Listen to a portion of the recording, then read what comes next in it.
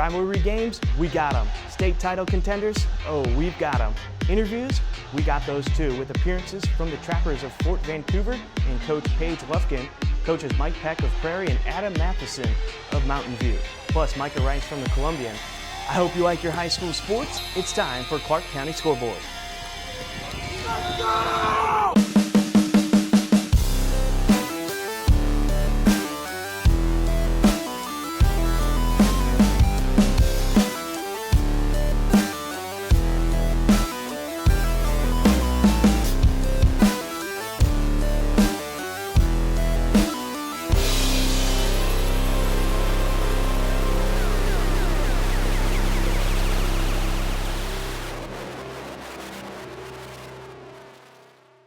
Hello and welcome to Clark County Scoreboard. I'm Bryan Sleik. We've got a great show for you today, and we start with one of Southwest Washington's most heated rivalries on the hardwood, Fort Vancouver and Hudsons Bay.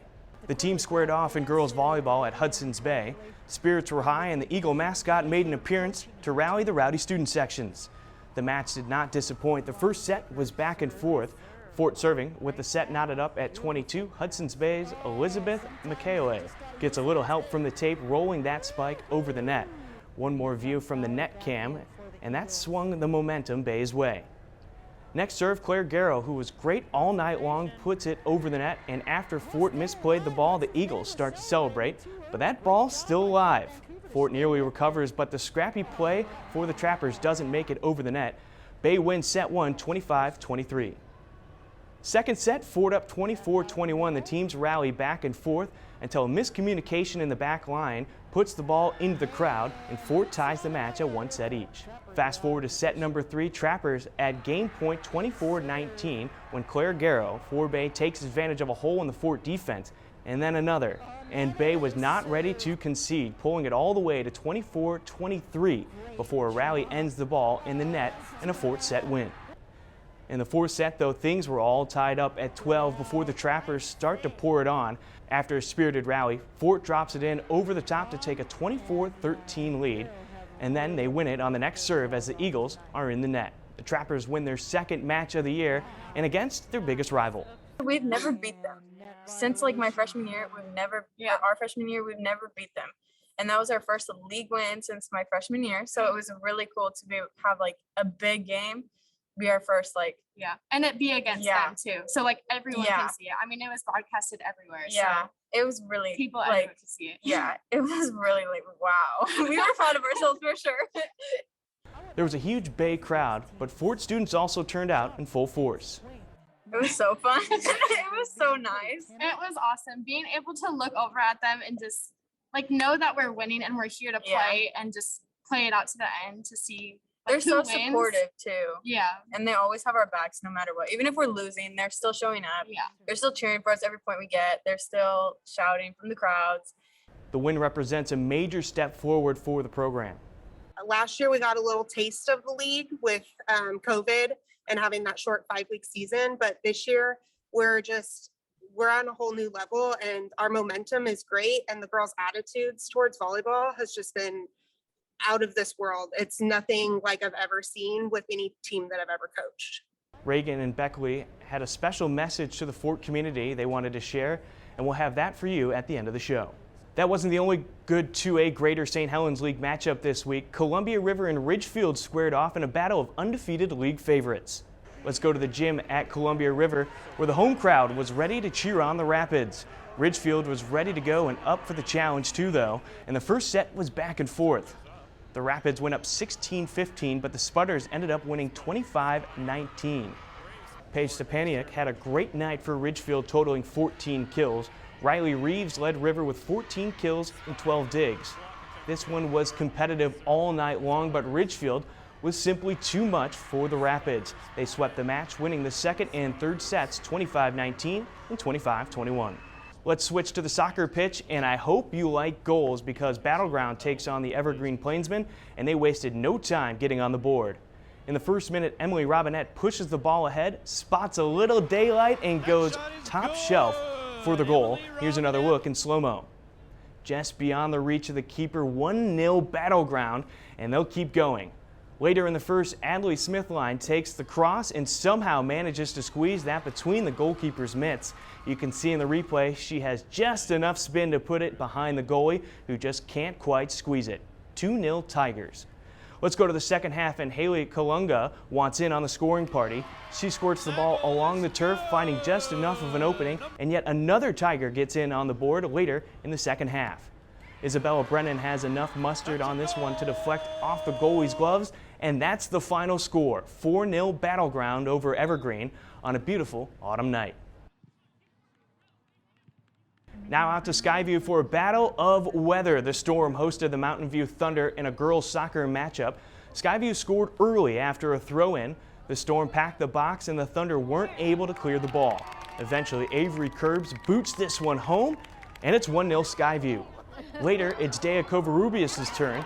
The Storm get the ball into traffic, and after it bounces around, it's in the net. Skyview wins this one 2-0. Now let's move on to football and what might have been the most exciting game of the week. Skyview hosted Sunnyside at Kiggins Bowl in what turned out to be a barn burner. The Storm living up to its name early as the lightning, thunder, and rain forced a lengthy delay. Skyview got on the board first thanks to Fedya Heinrichs-Tarasenkoff, who boots in the field goal. It's 3-0 Storm, but Sunnyside got it going in the air after a stout Skyview D stuffed the run game.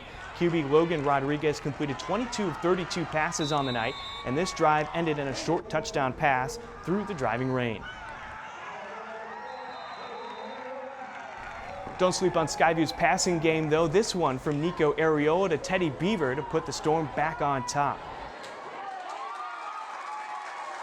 Rodriguez had the answer. This time, it's a shovel pass to Miles Newhouse, who does the hard work and finds the end zone from 16 yards out. But the lead doesn't last long. Here's the tail end of a 78-yard kick return from Teddy Beaver as this game went back and forth. The camera's not as quick as the scoring in this game, and in the second half, it's Areola again. This time he puts it out there for Riley Artis, who goes all the way to the house and keeps Skyview in the driver's seat. Sunnyside back on the attack, and a long pass from Rodriguez puts the ball on the 1-yard line. From there, Newhouse does what he does best, barreling into the end zone. Sunnyside goes up in the fourth quarter, but a 43-yard run from Jaden Knapp puts the Storm ahead for good, and they win 38-35. Here's Knapp excited about this team's chances at 3-0.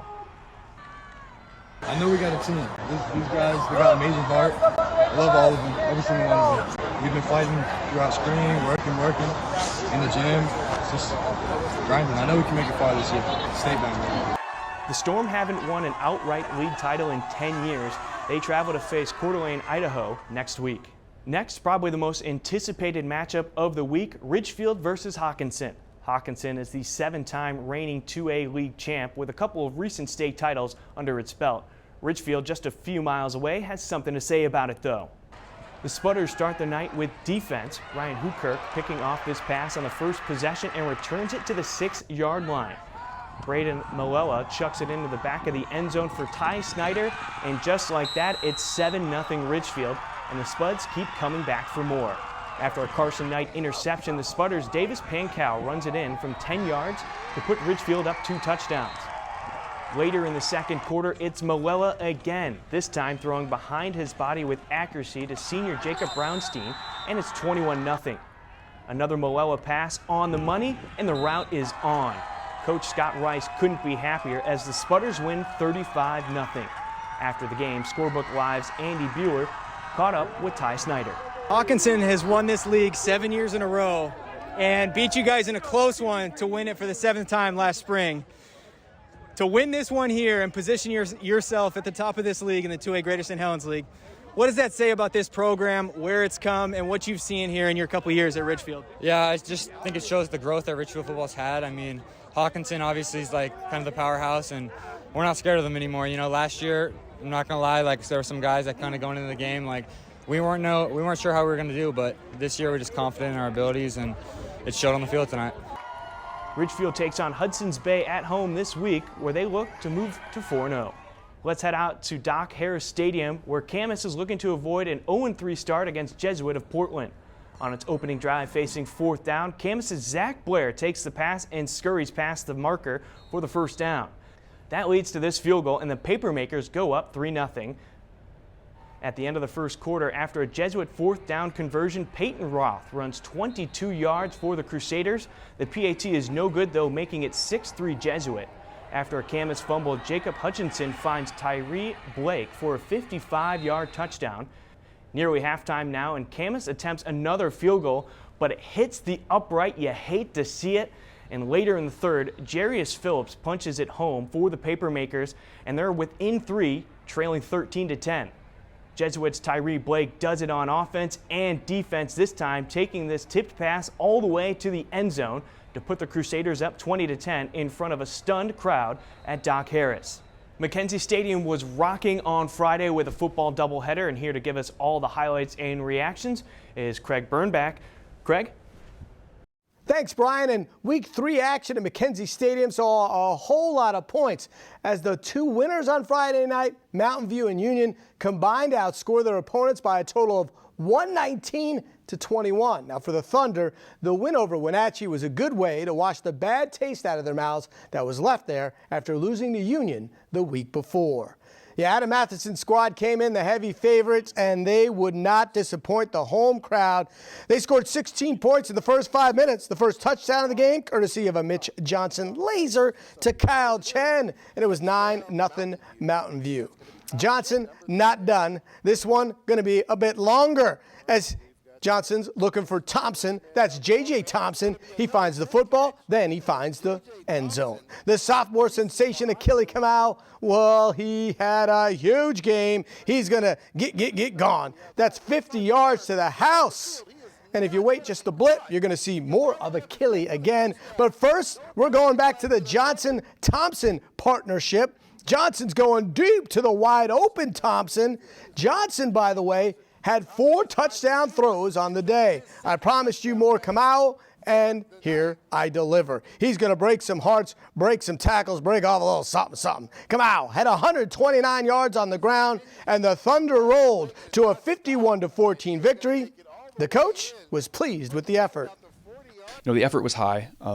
Kids, you know, we wanted to fix. We didn't play very well in week 2 defensively, to be honest. Our run fits were a little out of place, and I thought the kids from play 1, our run fits were sound on counter and so forth. That was a big emphasis for the week. So that was a huge positive. I thought we played pretty good in the kicking game. And then offensively, we had moments where we were in rhythm and moments where we weren't necessarily in rhythm. And some of that, you know, you go back through the film and you feel like maybe you were a little clunky on game night, and then you realize how many 1 and 2 play drives you had.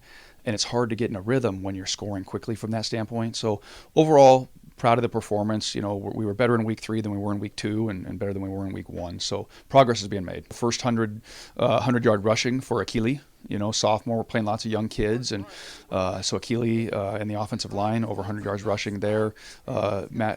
Mitch Johnson continues to kind of impress at quarterback. He's completing on the season, I think, over 70% now, throwing for 8 touchdowns and only two interceptions. So he's taking care of the football and being really efficient.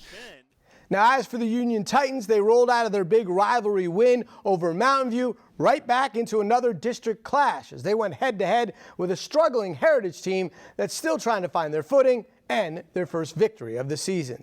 And the Titans weren't about to get upset in this one as they managed 43 points in the first quarter alone. The first 6 come courtesy of Mitch Rannigan, who finds Corey Bozovich, who cashes in from 20 yards out. Then it's going to be Union's defense getting offensive in a good way. It's Notre Dame bound Tobias Merriweather. He's going to get the pick, and he's going to turn that into 6 because nobody's catching this guy. He can flat out run. And yeah, Union was having fun. How about a little razzle-dazzle as in the trick play, the old halfback pass. Jaron Jones takes the pitch, and the running back says, hey, I can throw too. He finds the wide-open A.J. Aderon. Later on, Kellen Millikins in at quarterback, but he decides to keep it. Good decision, because he's going to cruise in from 37 yards out. Yeah, and the lead was big, but Heritage did have a touchdown, and it was, well, an interesting one. The field goal, yeah, you can't see it because it went straight up in the air. It's going to land in the hands of Sincere Scruggs, and he's sincere about finding the end zone. It's Heritage's only touchdown of the game, but it's a fun one.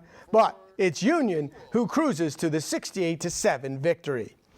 Now, next up for Union is a tough Thursday night road game as they travel to Chiawana for a 6 p.m. kickoff. As for Heritage, another tough one for them on Friday at Mackenzie as they'll take on Mountain View. And that game will be game 1 of EPS Sports doubleheader on Friday. Game 2 will be Evergreen hosting Battleground. And you can watch both of those games on Comcast Channel 328. And it's always available on EPS's YouTube channel. And of course, Brian, we'll have the highlights for you right here next week on Clark County Scoreboard. Until then, live from the EPS studios, I'm Craig Birnbach. I'll send it back to you at VPS. Thanks, Craig. Always a great time at Mackenzie Stadium.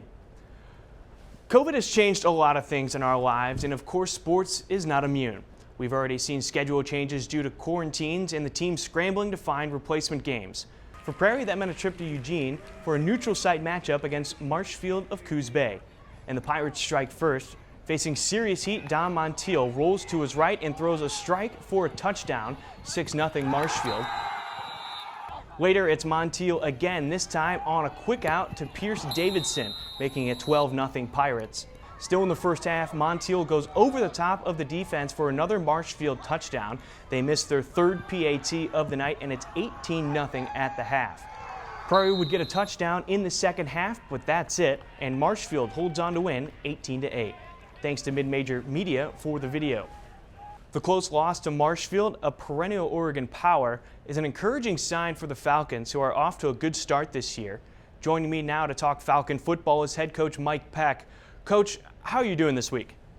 I'm doing fantastic. We're excited about the week coming up. First home game, league game, and it's homecoming. So we've been a little bit of travel warriors lately, so we're excited to be home. We're going to talk about the game in a quick second, but I want to talk to you about your spring season going into the fall. In the spring season, you guys were 0-7. How did the team take that extra step and jump out to a 2-1 start with 2 very convincing wins? Well, our kids know that spring season wasn't us. There's a lot of factors that got thrown in there, and it turned out how it did, but they know that's not who we're going to be as a program, and they really took ownership over that, and we were able to get back in the weight room over the summer and practice, and we had one of the best summers that we've had since I've been the head coach here, and our kids know what it takes to be successful, and they're willing to put in that work, and we were just able to finally get that opportunity after a long time, and as you can see, we've had a pretty good start to the season, and we're excited for what's to come. This past week, you just mentioned it, was a bit of unusual having to schedule a game on the fly. Could you take us through that past week for you? Yeah, gosh, it's actually been 2 weeks in a row where we've had to get a game on Tuesday or Wednesday because of COVID cancellations. But yeah, you spend a whole weekend preparing for one team, and then all of a sudden Tuesday at 2 o'clock, you're finding out that you're playing somebody else. So the preparation process kind of starts over, and practice has to change a little bit, and you just adapt and do what you can. But the big thing is we've been able to find our kids 2 games. And unfortunately, you never know when the last one will be during a time like this. So just trying to enjoy each Friday night and give them that opportunity. It was a tough loss to Marshfield, 18-8, but what do you take away from that game in an uncertain week? Our kids are resilient, and they'll fight and they'll compete. And Marshfield's a very good football team, one of the best QBs I've ever seen at the high school level. Defense is stingy and they fly around. Got down there and a little sloppy in the first half. Second half, they came out and played much better, and I was really proud of how they responded in the face of adversity. And like I told them, that game got us better. We're battle tested now, and we're better equipped to go in the next situation that is like that. Your team played Marshfield tough, and after a gritty performance like that, how do you feel about your chances at the 3A level going up against teams like Mountain View and Evergreen? The thing with the 3A GSHL is there's no nights off. Every Friday is going to be a battle, and that's what makes it exciting. If you win the league title, you know you've earned it. So we're just trying to focus on ourselves and try to get better each day. And that starts obviously with league play on Friday, and just try to be 1-0 each Friday, and we'll see where things take us. Thanks, Coach Peck. Thank you for your time, and looking forward to the next time that we speak. Thank you so much. I appreciate you having me on, and it was fun to be able to get on here and talk, and I appreciate it. The band is playing and the cheerleaders cheering at Washougal High School as Woodland comes to town for a 2A Greater St. Helens League matchup. And Washougal not messing around after scoring on their first play from scrimmage, they strike again. Holden B goes for 43 yards to Sam Evers, and just like that, it's 14-0. Carson Morris follows that up with an interception for Washougal. He returns it all the way into Beavers territory. Washougal is cooking yet again, and 3 plays later, it's B to Evers again, this one for 21 yards, and you can bet you'll see that combo again later. Woodland forces a fumble and is driving when Jason Graham picks off the pass in the end zone to hold the shutout in place. And then in the third quarter, it's Evers again breaking tackles and ankles for his 3rd touchdown catch of the night. Just like Garrett Mansfield on this play, Washougal runs over Woodland 41-0. It's been a wild week with lots of fun matchups ahead of us. Joining me now to talk about it is the sports editor for the Columbian, Micah Rice. Micah, thanks for joining us. Let's jump right into the action. Richfield clobbered Hawkinson 35-0. We knew the Spudders had offense, but shutting out the 7-time defending league champs. Is this Richfield's year to win the league? Boy, I think that it is. They really made a statement with that dominating 35-0 win on Friday night. I think we all knew that coming off of last spring when Richfield almost knocked off Hawkinson, that this could be the year the Spudders finally are able to dethrone the Hawks. But boy, with that statement that they put down, and having a first-year starting quarterback, Braden Malala. He throws 4 touchdowns against a program that's traditionally been very stout defensively. The world is Richfield's oyster right now when it comes to the 2A GSHL. They are firmly now the team to beat in that league, and assuming they take care of business, with that kind of win on their resume, it could be a deep playoff run for the Spudders. With lots of football happening this week, Micah, what are the games you're keeping an eye on? It's going to be really interesting because now more leagues are starting to get into their league play. And so we look at the 3A GSHL, and it starts with, I think, is going to be a very consequential game between Kelso and Prairie. Kelso, obviously, some of them are tabbing the Highlanders as maybe the biggest threat to Mountain View as being a league title contender.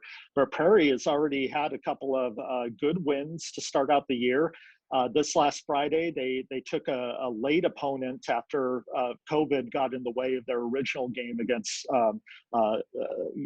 Hudsons Bay. And now, they went down and played a very tough Marshfield team in Eugene, and we're right there, a low-scoring game. So obviously, Prairie's defense did an admirable job against a very good quarterback that they have down there at Marshfield.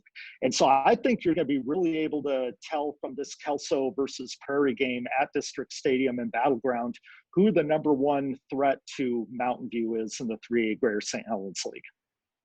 Let's not forget the ladies on the hardwood. There's tons of good volleyball coming from 3A and 4A with Camas 4-0 and Kelso, Prairie, and Skyview all sitting at 3-1. Who should we keep an eye on to solidify themselves up at the top?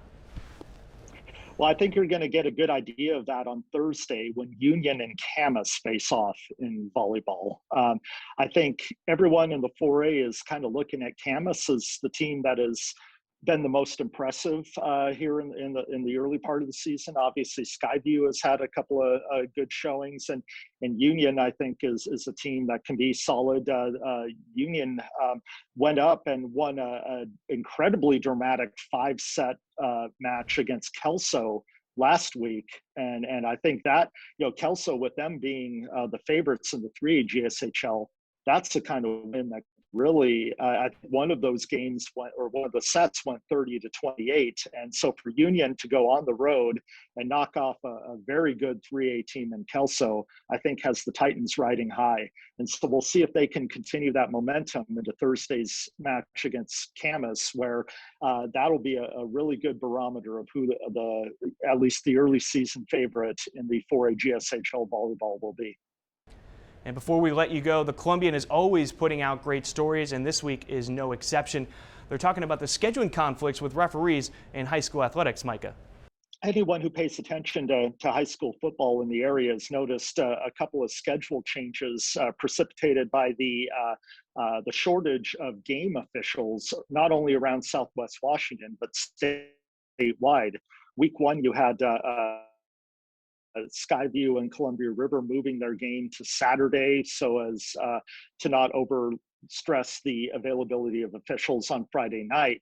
But perhaps the most dramatic example of that happened this past Friday.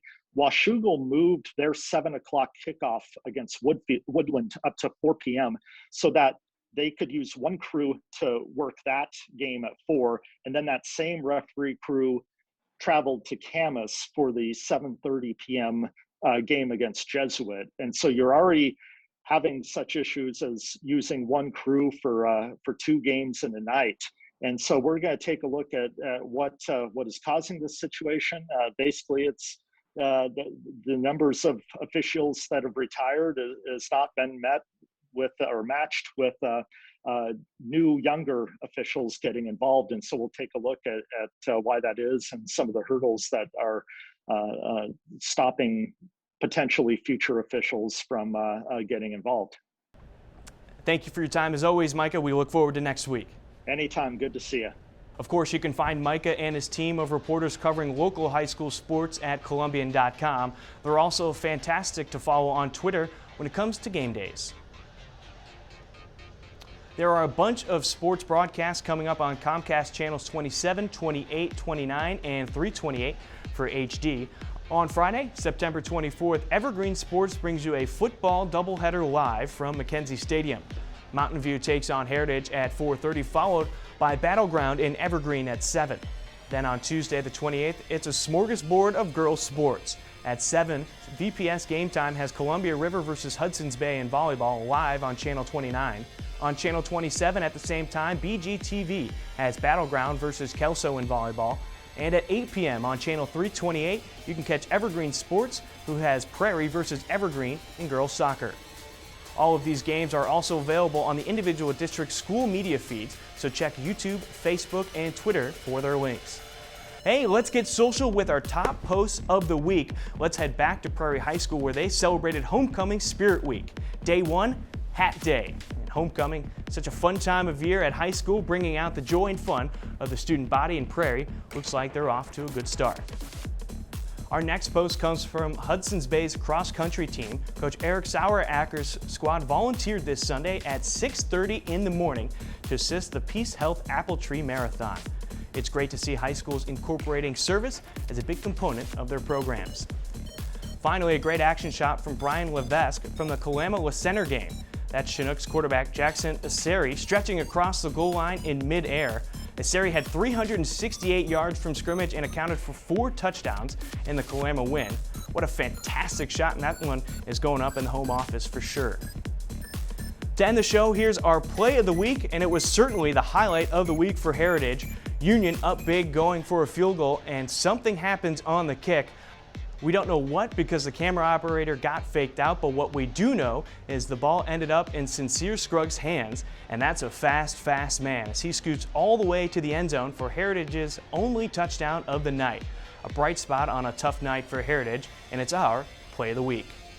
And that's it for us. We'll be back next week with more highlights and interviews, and if you like the show, make sure you share it and find us on social media at Vancouver and Evergreen Public Schools on Twitter, Facebook, YouTube, and Instagram. I'm Bryan Sleik, and we'll see you next week.